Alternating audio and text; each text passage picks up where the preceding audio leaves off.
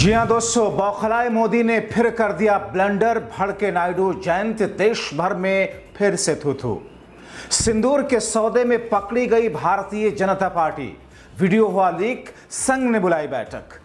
बहुत स्वागत है आप सभी का। आप देख रहे हैं द राजनीति का विशेष सेगमेंट खबर और विश्लेषण। मैं हूं जब्बार खान।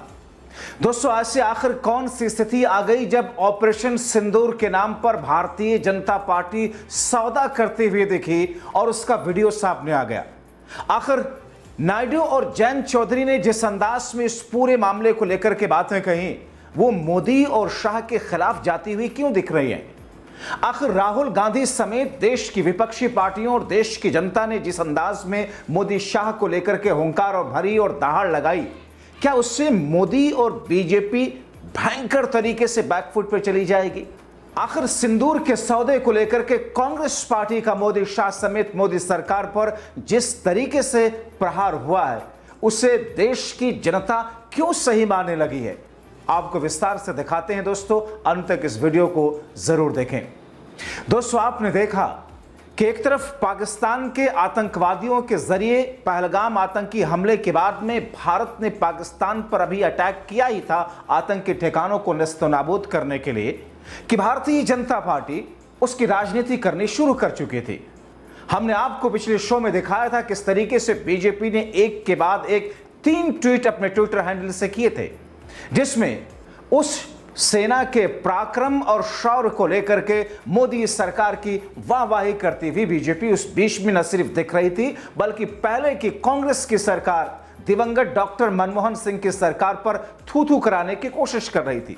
राजनीति तो तभी बीजेपी शुरू कर चुकी थी, मगर इस बीच में कौन सा वो वीडियो है? इस बीच में ऑपरेशन सिंदूर और सिंदूर को लेकर के पीएम मोदी ने जो कुछ कहा कि मेरे रगों में खून नहीं, गर्म सिंदूर दौड़ता है।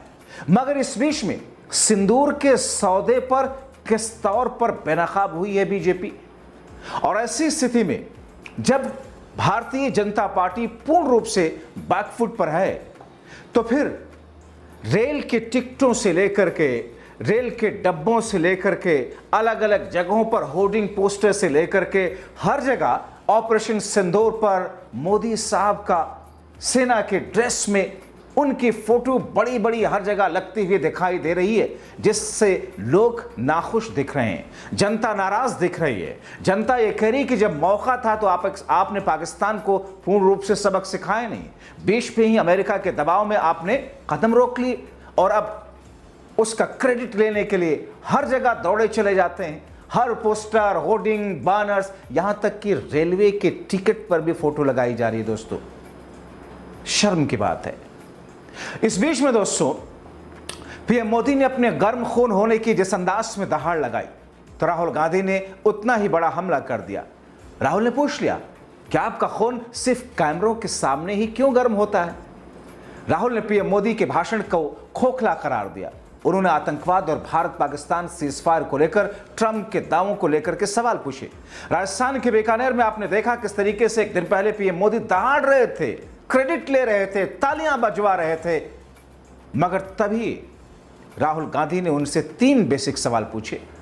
भारत के सम्मान से समझौता करने का आरोप लगाते हुए राहुल गांधी ने ट्वीट करके पूछा कि मोदी जी, खोखले भाषण देना बंद कीजिए, सिर्फ इतना बताइए। सवाल नंबर 1, आतंकवाद पर आपने पाकिस्तान की बात पर भरोसा कैसे कर लिया? पाकिस्तान ने कहा सीजफायर करते हैं, आपने कहा ठीक है सीजफायर कर लेते हैं, ऐसा क्यों किया? अगर आपकी बात सही माने कि ट्रंप का इसमें कोई लेना देना नहीं तो। दूसरा, ट्रंप के सामने झुककर आपने भारत के हितों की कुर्बानी क्यों दे दी?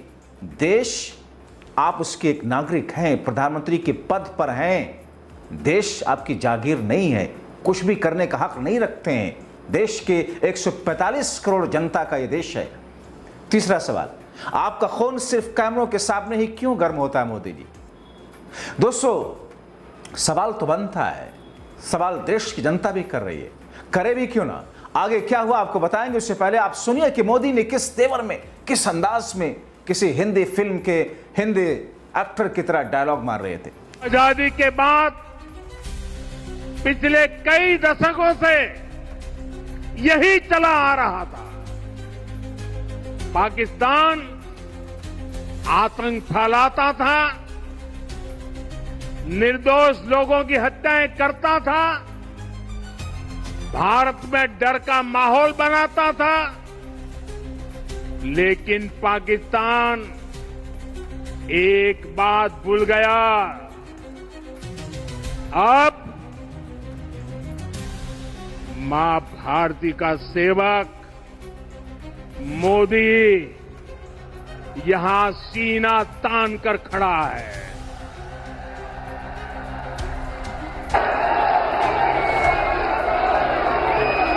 मोदी का दिमाग ठंडा है, ठंडा रहता है, लेकिन मोदी का लहू गर्म होता है।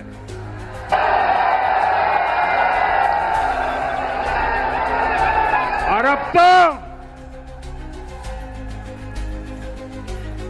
मोदी की नसों में लहू नहीं, गरम सिंदूर बह रहा है।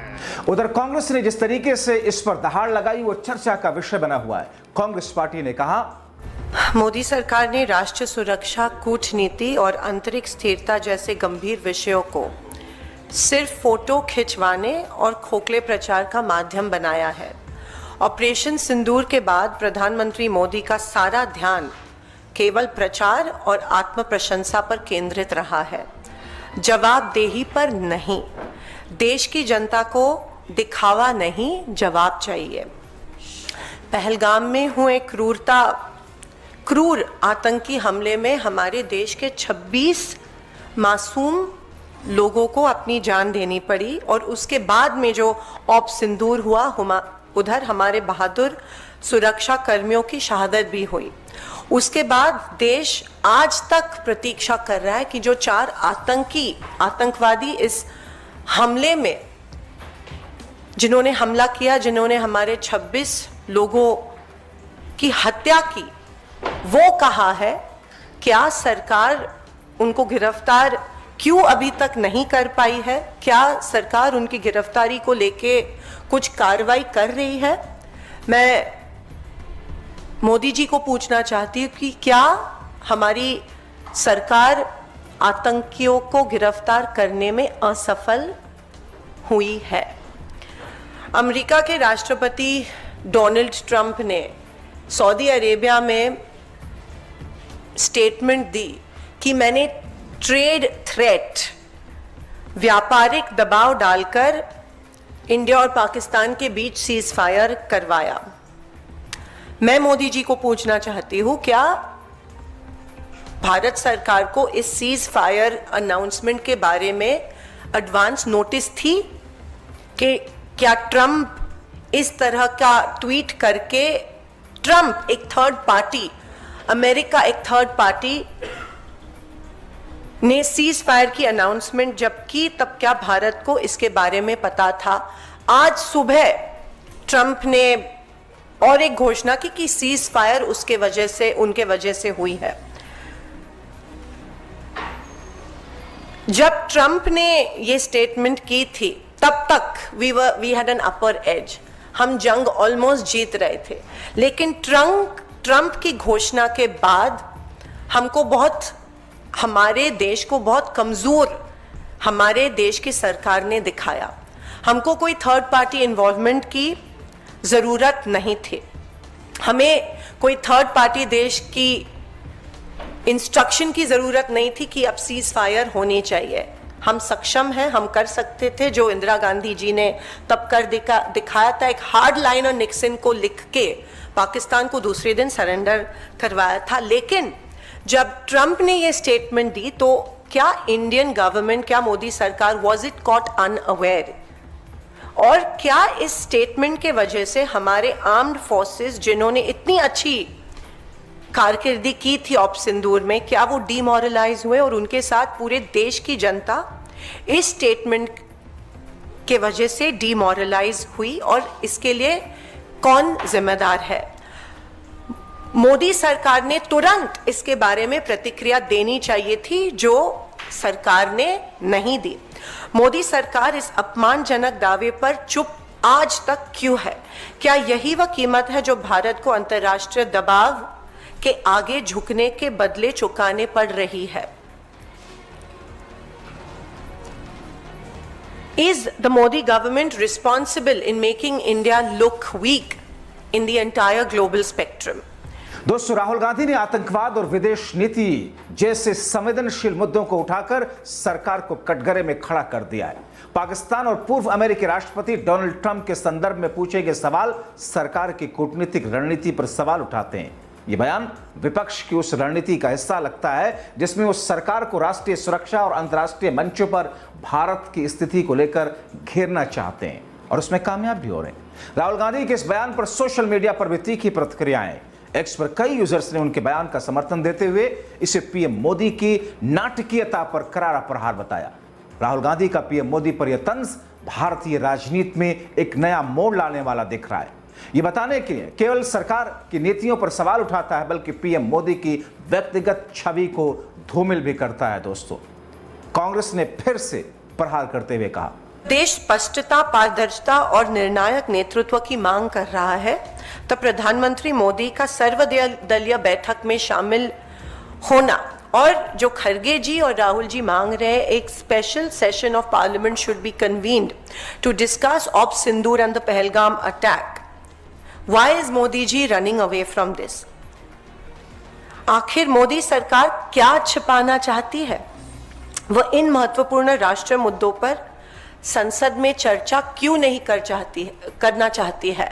हम members of parliament, we are accountable to our country, we are accountable to our people, और लोग जानना चाहते हैं ऑपरेशन सिंदूर के डिटेल्स के बारे में और पहलगाम अटैक के बारे में। एक joint meeting, all party meeting में मोदी जी मौजूद नहीं थे और हम और एक बार मांग रहे हैं कि ऑपरेशन सिंदूर के बारे में सारी इंफॉर्मेशन एक all party meeting chaired by the honourable prime minister होनी चाहिए। लेकिन जाहिर सी बात है कि कुछ छुपाने की सरकार कोशिश कर रहे हैं और दे running away from the truth, या ये स्वीकार नहीं करना चाह रहे हैं कि मे बी सरकार के वजह से the whole nation is made to look weak on a global platform. हर राष्ट्रीय संकट को महज चमक दमक वाले पीआर अभियान में लपेटने की भाजपा की जो प्रवृत्ति है, लोकतांत्रिक मूल्यों को काफी नुकसान इसके वजह से पहुंचा है। प्रधानमंत्री जवाबदेही से भाग नहीं सकते।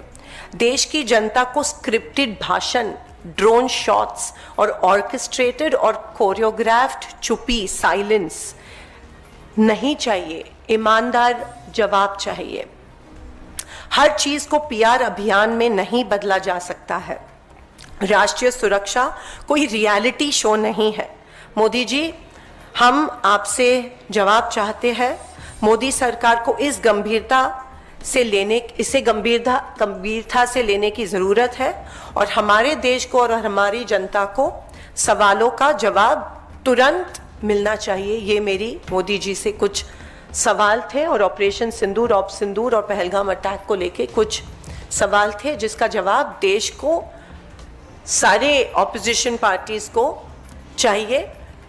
तो दोस्तों, ऐसे में जहां पर एक तरफ देश के अंदर उबाल है, गुस्सा है, भारतीय जनता पार्टी का एक एक नेता मोदी और शाह क्रेडिट लेने के होड़ में लगे हुए हैं और ऐसे में खुद बीजेपी की सहयोगी पार्टियां नायडू, जयंत भी इस पर सवाल उठा रहे हैं कि साहब, देश का जवान, देश का किसान किस तौर पर, किस स्थितियों से जूझ रहा है, मगर आप उनके शौर्य पर क्रेडिट ले रहे हैं। देश के जवान जब सड़कों पर थे, 700 लोगों की कुर्बानी दे दिए, आपके दिल में जरा भी नरमी नहीं आई। सेना ने शौर्य दिखाकर पाकिस्तान के 9 आतंकी अड्डों को तोड़ दिया, आप उस पर क्रेडिट ले रहे हैं, हर जगह अपनी फोटो डलवा रहे हैं। और ऐसे में राहुल गांधी और कांग्रेस का यह प्रहार जिस तरीके से सामने आया, प्रधानमंत्री मोदी का वो वीडियो जिस तरीके से सामने आया जिसमें वो सिंदूर को अपने रगों में बहता हुआ गर्म सिंदूर खून की जगह बता रहे हैं, जाहिर तौर पर स्थितियां ऐसी है, बीजेपी के लिए अभी दाएं बाएं झांकने पर भी कोई रास्ता सूझ नहीं रहा। आप क्या सोचते हैं? अपनी राय कमेंट बॉक्स में जरूर लिखें। अभी के लिए इतना ही, बहुत शुक्रिया।